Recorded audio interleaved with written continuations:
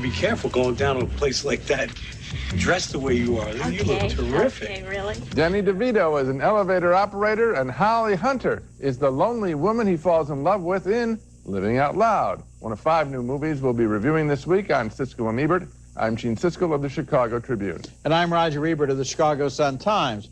Our first movie is Living Out Loud, and this is one of those films that enchants us by taking the ordinary lives of lonely but colorful people and investing them with a little humor and magic. Holly Hunter plays a woman who was just split from her husband, a wealthy surgeon. Danny DeVito plays a compulsive gambler down on his luck, whose wife is throwing him out and whose daughter has just died. In ordinary times, they wouldn't have much in common, but misfortune makes for strange friendship. Where you going? Liz invited me to this after-hours place downtown called Confession. Oh, it's somewhere in the Meat District. Oh, you look amazing. The Hunter character drinks and smokes too much and looks for happiness in a slinky nightclub presided over by a torch singer wonderfully well played by Queen Latifah. I was married. My husband cheated on me left and right. It made me feel like I was crazy all the time. One day he tells me it's my fault he saw other women. So I picked up a knife and told him it was his fault I was stabbing him. DeVito, as the elevator operator, of course, observes all her comings and goings and nurses the hope that she'll consider him for romance. Their friendship deepens as one evening he reminisces about his daughter. This is very nice. Thank you. Oh, please. I didn't feel like going to sleep anyway. I haven't been sleeping much myself. That's understandable. She was a good kid. Danny DeVito and Holly Hunter are 2 actors who hum with energy and charisma. If they're on the screen, you watch them. The Queen Latifah character comes in from left field, and I'm delighted that she did because her arrival in the middle of their story keeps it from ever growing conventional. Living Out Loud was written and directed by Richard LaGravenese, who wrote the screenplays for The Horse Whisperer, The Bridges of Madison County, and Beloved. Here he shows a writer's love for original characters and beautifully heard dialogue. Well, I'm glad you pointed out the relationship between Queen Latifah coming in from left field. Because also, if you really think about it, the co-op resident and her doorman is also left field. This is special because it throws us off, and why not? This happens. Yeah, people meet somebody, and because they're desperate and because they're lonely and because they're out there, they go back because that person was friendly. And again, I think DeVito is simply and consistently one of the most original talents we have in movies, whether he's behind the camera or in front of it. DeVito and Hunter, but I want to mention again Queen Latifah because I liked her so much in Set It Off. Now, this is a woman who doesn't fit the conventional mold of movie casting. Of course. And she's going to have characters written for her and movies built around her or movies that can use her. I hope that Hollywood doesn't waste this resource. She is so much fun. She's high energy. Okay, next movie. And our next film is, well, it's almost the same kind of story. It's Unmade Beds, the unusual and vivid documentary of adult singles in New York City, telling of their mostly unsuccessful attempts, typically involving singles ads, at looking for companionship, if not love. Seriously, he was like 225 pounds. Yeah, like 45 years old, totally bald. He looked exactly like Humpty Dumpty. 4 people tell their stories, punctuated by shots from one apartment window across the street to another. And there is as much desperation in these brief, anonymous shots as in the interviews.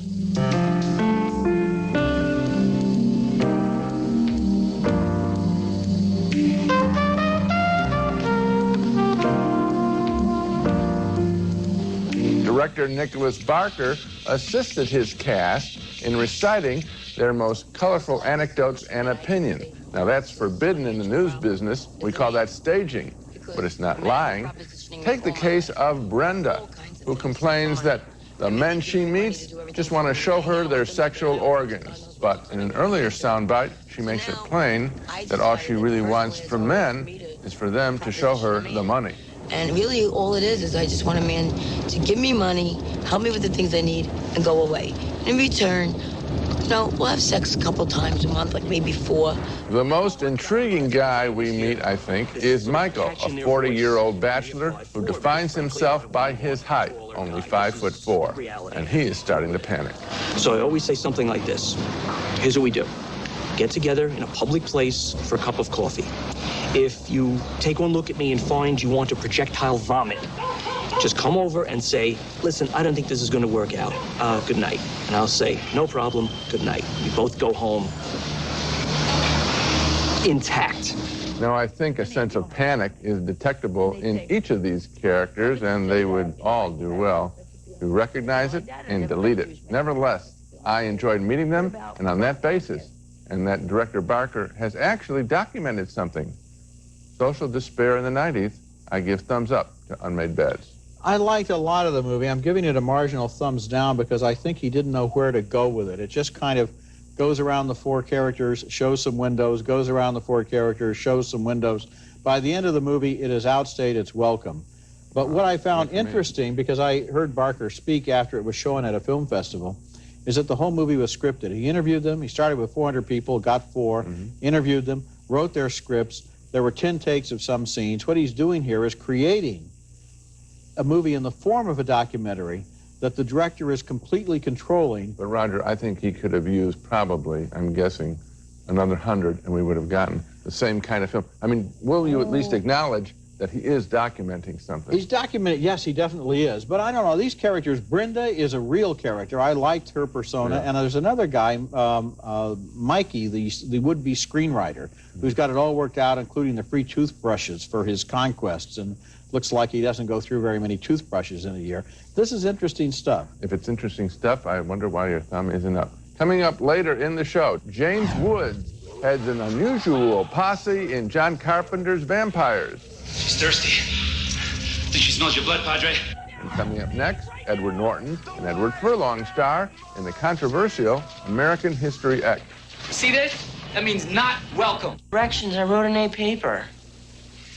Mein Kampf? I should expel you. Go ahead.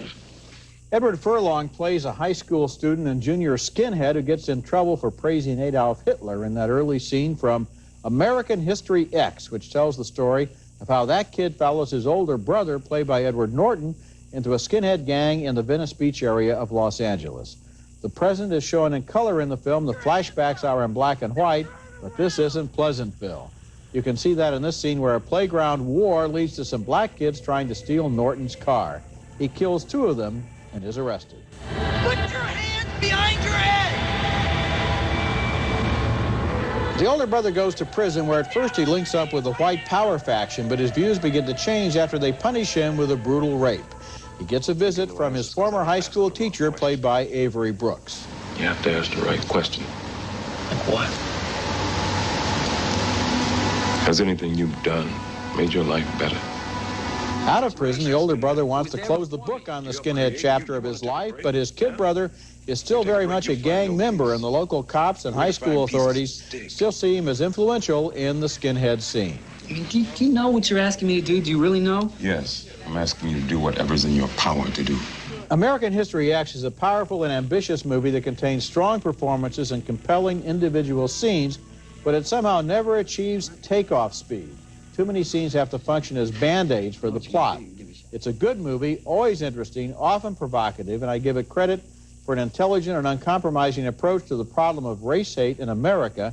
I'm recommending it, but it has the potential to be great, and I don't think it quite achieves it. Well, I think it does, and I think the key scene in how he became a skinhead is that dinner table scene where the father rails against affirmative action. So we see it, that hate, as the phrase goes, you have to be carefully taught. Yeah, but that's the very scene that I'm objecting to, because that appears to be the first time the father has ever mentioned that to the son. The son doesn't know his father thinks like that until the father brings it up. And this comes apparently only days or weeks before the father's death. It's not as if he has been raised for 17 years like that, so the scene reads like it was written because they felt they needed some quick explanation. Well, I think we also can see the just the camaraderie of, you know, the beach scene and belonging, and this is a kid who's lost. He doesn't have two parents in his house, you know, wearing a badge, even if it is a swastika, whatever. A sense of belonging. I mean, I think there's another terrific performance, of course, by Edward Norton in the film. I mean, he's very good. If there's one imbalance in the film, is that Edward Norton is so effective in the rhetoric that he uses to support the white supremacist point of view. Right. And the other points of view in the movie are all kind of ineffectual or soft or nerdy or never really made very well. I mean, actually, when you look at this movie, it's the racist stuff that comes across most strongly. Except by the end of the film, I think it is very, very clear. I mean, it's been building to a very logical conclusion, so that I think the film is actually a very powerful document, and there's real tension in this picture. There are individual scenes that are first rate. I just don't think it was all quite pulled together. I do. Coming up next, the Vatican sends James Woods in search of the undead in John Carpenter's Vampire. Nest inside this place. Figure on at least 6 goons, maybe more, and chances are we'll find a master in here somewhere.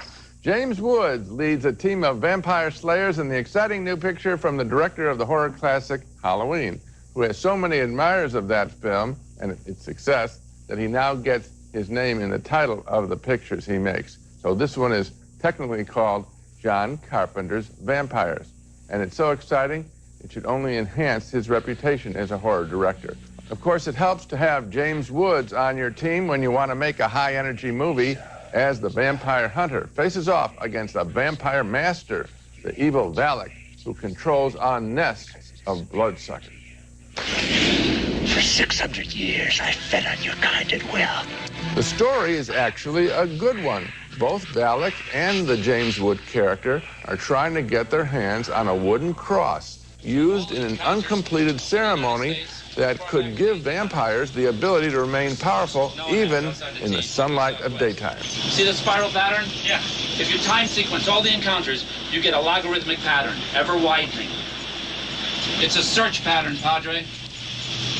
They're looking for something. You know what it is? I heard stories when I was young.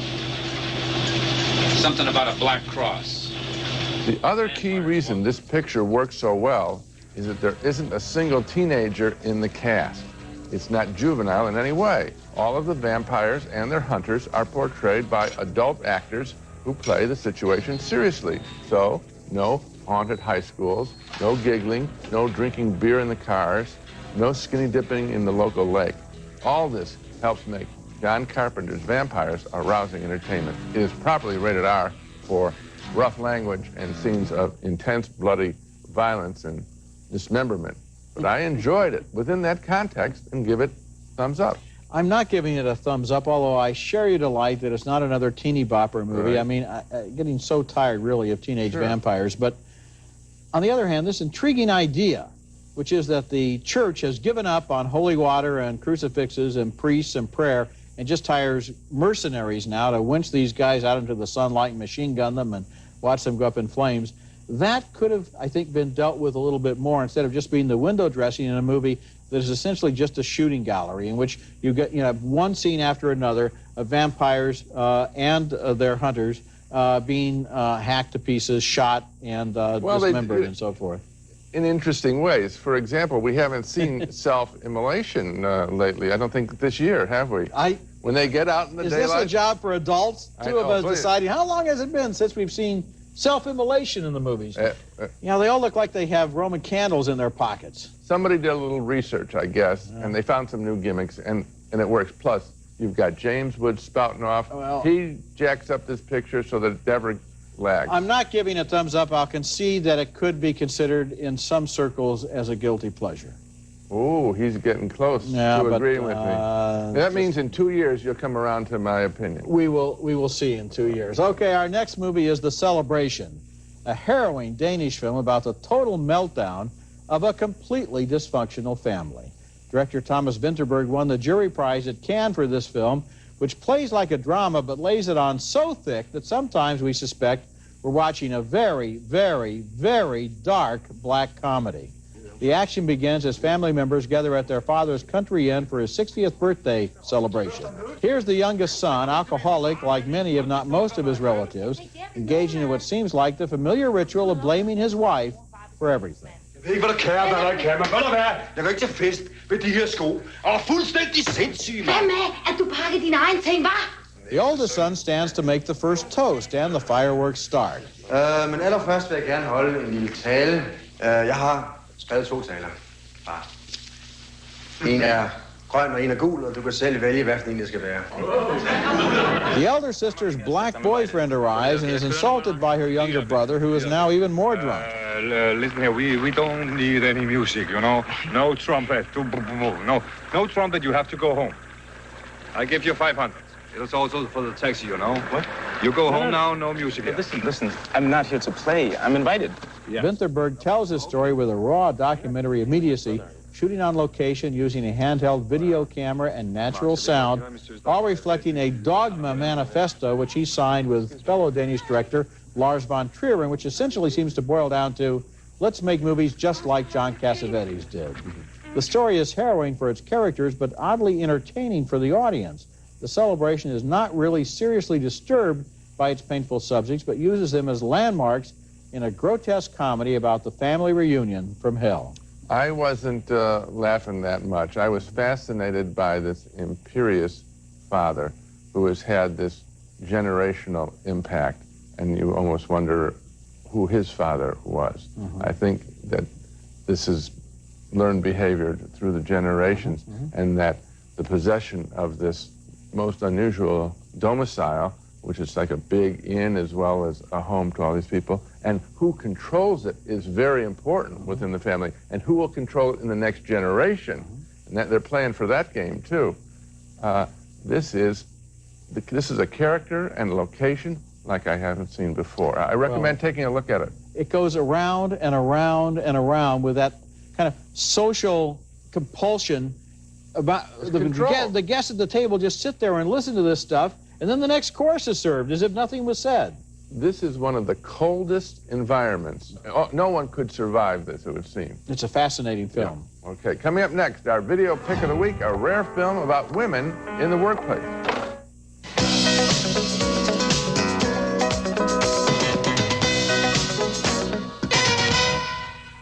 Watchers, in which we follow an excellent cast of actors playing temporary workers who get in each other's ways emotionally and physically. Toni Collette, Parker Posey, and Lisa Kudrow co-star. Credit. Could you hand me a pen, please? Look, you know what? I'm all out. Mine keep disappearing. I can't even find my Jack Shelburne. Here, you can take mine. It's not very sharp, but you can have it. No, that's all right, Irish. You need it. Just take a look at the desk in front of you, please, Paula. I am not about to go picking through somebody else's desk. No one is sitting there. Well, somebody might see me. And when denied respect, they grab at whatever minutia will make them feel superior. I think we should go on strike. Just not show up one day. Can you imagine? They'd be totally lost. They'd be completely scrambled. Especially between 9 and 10. My God, the phones. What's going on in Clock Watchers is that we are observing, in business management psychology terms, workers being supervised in Theory X style, which assumes that workers are basically lazy and must be watched closely. The more enlightened approach is called Theory Y, and that presumes that workers want to make a contribution and welcome a chance to work hard and be creative. Maybe the same cast should return in a Theory Y version of Clock Watchers. For now, I recommend the highly original Clock Watchers, just out in video stores, my video pick of the week.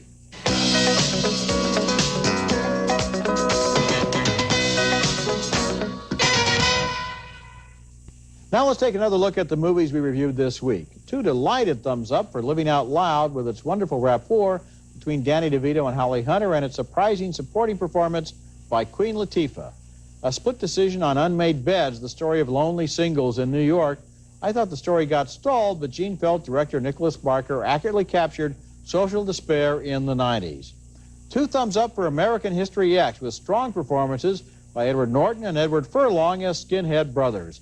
We split on John Carpenter's Vampires. I thought it was basically just a gore fest, but Gene liked its energy, and he especially liked James Woods' performance. Oh, yeah.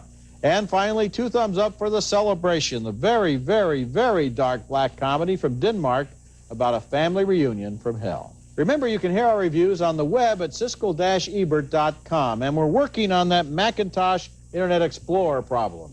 Next week, we'll be back with reviews of more new movies, including The Siege, a political thriller starring Denzel Washington and Bruce Willis, and also The Waterboy, a slapstick football comedy starring Adam Sandler. That's next week, and until then, the balcony is closed. Blasto butter microwave popcorn is so rich, so buttery tasting, so good, you'll have to share. Blasto butter from Jolly Time. There's one way to guarantee whiter teeth. Rapid White by Natural White whitens teeth. Safe, effective. Rapid White by Natural White. We guarantee whiter teeth. Shaking up healthy cooking with Mrs. Dash. We're cooking chicken breasts with Mrs. Dash. It's 100% natural herbs and spices. No salt. Just the good stuff. Call for more recipes.